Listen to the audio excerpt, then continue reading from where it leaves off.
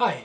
First of all, I just want to say thank you to everybody. You guys have been just super sweet to Leah. I put some music on a couple of videos I did, and she's just flattered. She doesn't have a computer, so she can't answer each individual person, but she just wanted me to say thank you, and you guys have been awesome. And then I'm also doing some other videos with another friend of mine on a different channel, and I'll put a link to that up there. But thanks for watching those two. She's very talented, so we've been kind of playing around, and I've been filming her doing different things. But today I'm just gonna. Some people want to see the old lathe I was using on the last video, so I'm gonna show you that in a little bit of detail. I'm having a problem. I need some help. My motor's gone out twice now in the dust collector. The solenoid, I think, has been burning up, and I don't know why. I need some help with that. Maybe somebody out there can help me with that.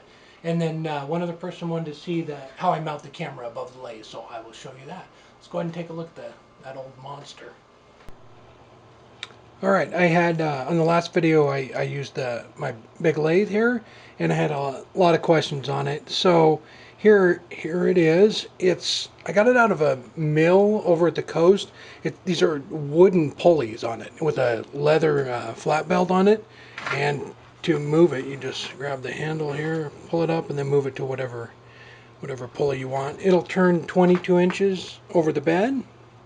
As for manufacturer, I imagine they probably made it there, 80 years ago. The mill was shut down. I got it from a guy who got it out of there. You can turn outboard on the backside. I made a tool rest, a stand here. For that, you pull that off and then put a faceplate or something on there to turn off of that. And it goes down, all the way down. Okay, and it'll, in between centers is 5.5 feet. And here's a tool rest that you can set up to go the whole length if you're doing some major spindle turning like bed posts or something. Here's some old face plates that came with it, little tool rests. And what else? It's 220. It's reversible, has a switch back here, forward and reverse set up on it. But yeah, it needs to be bolted down. I've been here a while, and I haven't got it bolted down to the floor yet. It needs to actually be sitting on some concrete and bolted down, but there it is. I have turned off the backside a 36-inch bowl. It was quite a while ago, though. I think long before I started doing videos.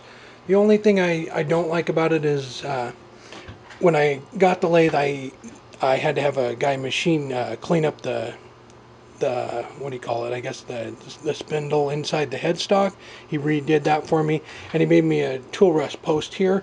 But this is kind of, I don't know, it's just kind of flimsy. It's, they welded up a bunch of stuff and just tried to scab it together to make it work. But it's not real sturdy. So I guess that would be the only thing I'd change if I could, was make another a tool rest for it that worked a little bit better.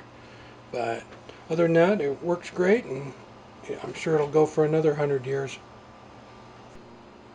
One other thing, I actually need some help if anybody could help me out with this. I have a dust collector, and I've had it for, I don't know, probably 10 years, and it's worked great. But the other day, the motor blew the solenoid on it. I guess you can see the black mark there on the right there. So I took it down, and a friend of mine's dad fixed it and put a new solenoid in it and everything for me. And I brought it home, bolted the motor back up, and turned it on, and like an hour and a half later, boom, it blew it again. So I took it back into somebody else to have them look at it. But if anybody knows what causes that, or I don't know if I just need to get a new motor or what, but I would appreciate any feedback on that. I was, that was the second time, but I'm not sure. I'm not an electrician, so I don't know what's going on with that. But hopefully I'm getting that back today so I can put it back together. But any help on that would be great. Thanks. All right, one other thing. Somebody was asking me about how I mount my camera above the lathe. So here it is. I just built this little bracket to come out from the wall there, put an aluminum pole on it, and then I took apart an old tripod so that I can slide it anywhere down the lathe. and just pivot it back and forth to get the right angle on it. And then it's just mounted on the other side. The aluminum pole wasn't just, it was just barely too small, so I put a little bit of tape in there so I can tighten it up. And then it's solid. But that's how I do it.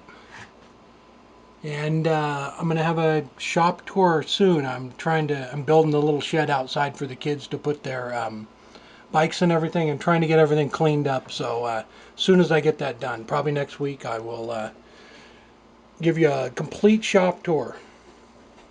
All right, so next week I'll give you a complete tour of the shop. And one other question, I'm not sure if I emailed him back, but the tool rest I swapped out from the old lathe to the new lathe.